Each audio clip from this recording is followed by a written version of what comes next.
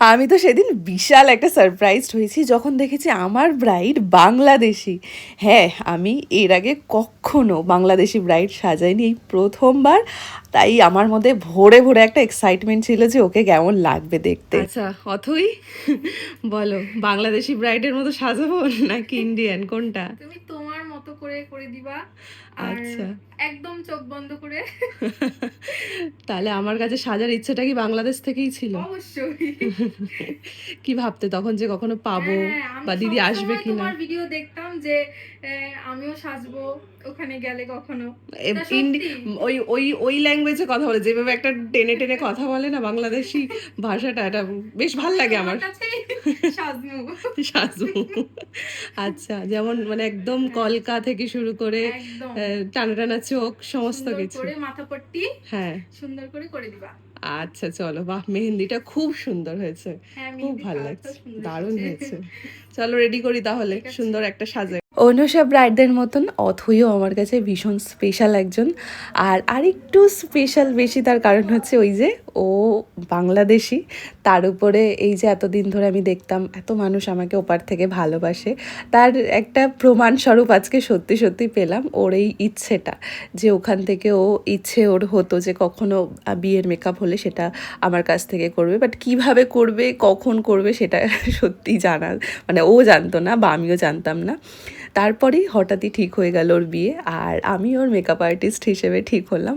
তারপর এই যে শুরু করে দিলাম অথইয়ের উপরে আমার কারুকার্য। এই দিনটা কিন্তু অথইয়ের কাছে অন্য সমস্ত ব্রাইডদের মতন ভীষণই স্পেশাল একটা দিন, তবে আর একটু স্পেশাল তার কারণ হচ্ছে ওর প্রত্যেকটা রিচুয়ালস, মানে একদম গায়ে হলুদ বৃদ্ধি যাই বলো না কেন সমস্ত কিছু একদম বৌভাত অবধি প্রত্যেকটা অনুষ্ঠান ওর আজকে একটা দিনেই হবে। তো সেইভাবেই ও চেয়েছিল একটা বেস্ট লুক, যেটা ও সারা দিন মানে সারা রাত ক্যারি করতে পারে। আমি ভেবেছিলাম ওকে একটু গাল ভর্তি করে কলকা করে দেবো, কারণ ওর গালটা আমার মনে হচ্ছিল যে কলকা করলে বেশ সুন্দর লাগবে, কিন্তু ওর একটা নিজস্ব পছন্দ ছিল, সেটা হচ্ছে এই সাবেকি কলকাটা, মানে ডট কলকাটা। তো সেইভাবেই আমি করে দিলাম, যতই হোক আমার ব্রাইডের পছন্দ। আর এরপরে তো বাপরে বাপ, আমি দেখলাম যখন ও চুলটা খুলেছে, ব্যাস আমার যেন একটা হাত পা ঠান্ডা হয়ে যাচ্ছিল। আমার মনে হয় প্রত্যেকটা মেকআপ আর্টিস্টের কাছেই তাই, এরকম লম্বা চুল দেখলে মানে মাথায় তখন ঘোরে যে কী হেয়ার স্টাইল করব।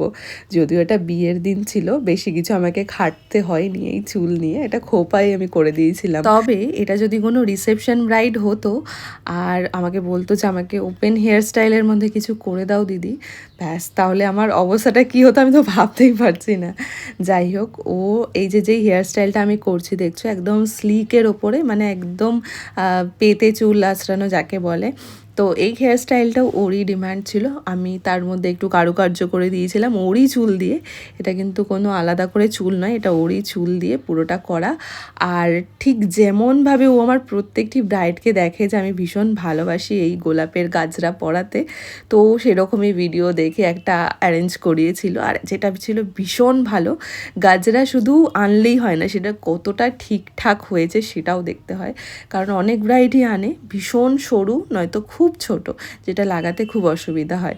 তো মোটামুটি ওকে সমস্তটা হেয়ার মেকআপ হয়ে গেছে, এবার যেটা মেইন পার্ট সেটা তো মানে স্কিপ করাই যাবে না, সেটা হচ্ছে এই যে সুন্দর সুন্দর জুয়েলারি এক একটা ওকে পরিয়ে দিচ্ছিলাম। আমার কাছে জুয়েলারিটা এমন একটা জিনিস যেটা যতক্ষণ আমি পরাচ্ছি ততক্ষণ একরকম লাগছে, আর যখন আমি পরিয়ে ফেলছি তখন তো আলাদাই লাগছে। আর ওর জুয়েলারি প্রত্যেকটি ছিল ভীষণ সিম্পল এবং সোবার। শুনলাম ওর আরও কিছু জুয়েলারি পরার ইচ্ছে ছিল, বাট সেইগুলো আর এসে পৌঁছায়নি ইন্ডিয়াতে। তো যাই হোক, যেগুলো ছিল সেগুলো আমার তো ভীষণই পছন্দ হয়েছিল, আর তারপর একটা একটা করে সব পরিয়েও ফেলি ওকে। আর জানো তো এর মধ্যে কিন্তু একবারের জন্য ও নিজেকে দেখেনি, মানে ওর সামনে কোনো আয়নাও ছিল না। আর যখন ও নিজেকে দেখে সেটা তাও আবার কিনা ভিডিও কলে, মানে ও বাংলাদেশে ভিডিও কল করেছিল, ওর সমস্ত রিলেটিভ বাবা মা সকলকে দেখিয়েছিল ওর এই সাজটা, প্রথম লুক যেটা বলে নিজেকে দেখার। তো সবাই ভীষণ ভীষণ ভীষণ অ্যাপ্রিসিয়েট করছিল, আর আমারও দেখতে কিন্তু বেশ ভালো লাগছিল। আমি দেখেছি বাংলাদেশে যখন কোনো মেয়ের বিয়ে হয় তার মাথার মুকুটগুলো বা বরের টোপরগুলো একদম অন্য রকম স্টাইলে থাকে, কিন্তু অথই কিন্তু একদম কলকাতার মুকুটই পরেছিল। আমাদের এখানকার যেরকম একদম হাতের কাজ, সূক্ষ্ম হাতের কাজে মুকুটগুলো বানানো হয় সেরকম একটা সুন্দর মুকুট বানিয়েছিল। আর ও কিন্তু এখানেই কমপ্লিট হয়ে গেছে। চলো এবার আস্তে আস্তে তোমাদের অথইয়ের পুরো লুকটা শেয়ার করি, যে ও এই ইন্ডিয়ান একটা ব্রাইড সাজে কেমন দেখতে লাগছে। এরকম অনেক সময় গেছে ব্রাইড সাজাতে গিয়ে কোনো একটা জিনিস আমার একটু মন মতো হলো না, আবার একটু মন খারাপ হয়ে যায় যে এটা তো আরও ভালো হতে পারতো। কিন্তু অথইয়ের ক্ষেত্রে আমার কোনো কমপ্লেন রাখারই জায়গা দেয়নি, মানে সমস্ত কিছু এত সোবার, এত সিম্পল আর এত সুন্দর। মোট কথা তার উপর ও নিজেকে এত সুন্দর করে মেনটেন করে রেখেছে পুরোটা রাত, সেটাও আমার কাছে অনেক বড় একটা ব্যাপার। নাও অনেক তো দেখলে অথইয়ের এই বিয়ের সাজটা, এবার তোমাদের কেমন লাগছে ওর এই গোটা সাজটা অবশ্যই কমেন্টে জানাও, কারণ তোমাদের কমেন্টের থেকে ওয়েট আমি সাধারণত আর অন্য কিছুতে করি না।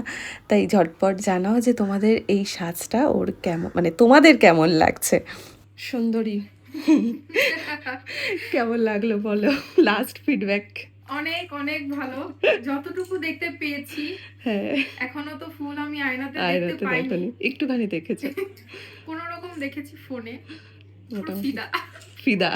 একদম তোমার হাতে জাদু আছে। না, এমনি এমনি তোমাকে বলেছি। তাহলে আমি ওই দেশেও এখন ফেমাস। হ্যাঁ, ওই দেশেও ফেমাস, এমনকি তোমার ওই দেশে যেতে হবে। আচ্ছা চলো যাবো, আমি আমি তো সবসময় চাই সমস্ত প্রান্তে গিয়ে সবাইকে সাজানোর। তো তুমি আমার ফ্রেন্ডরাও অপেক্ষা করছে তোমার ভিডিওর জন্য, সবাই বলে একদম দিচ্ছে একদম একদম দেখবো। খুব সুন্দর লাগছে দেখতে। খুব ভালো থেকো, কংগ্রাচুলেশনস। আর খুব সুন্দর লাগছে আবারও।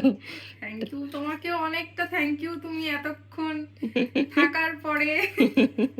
সবটা তোমার জন্য। চলো আবার কখনো দেখা হবে। দিদি, টাটা টাটা।